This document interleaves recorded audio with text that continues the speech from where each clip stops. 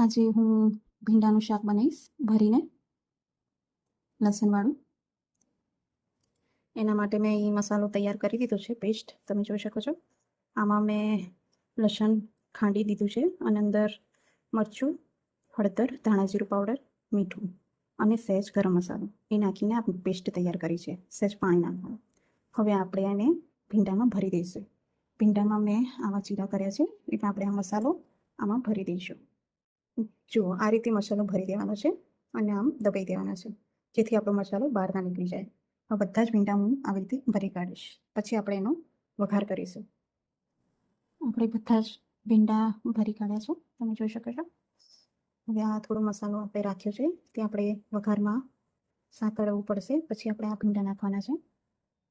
ચાલો આપણે હવે વઘાર કરીશું આનો. તમે જોઈ શકો છો આપણે ભીંડામાં ભરી દીધા છે. તેલ કે ધીમે ધીમે હલાવવાના એને ચોંટી નાખે. આપણા ભીંડા સરસ તૈયાર થઈ છે. ધીમા તાપે જ કરવાના છે તમારે. થોડું તૈયાર છે, તમે જોઈ શકો છો. ભીંડા ચડી ગયા છે બરાબર.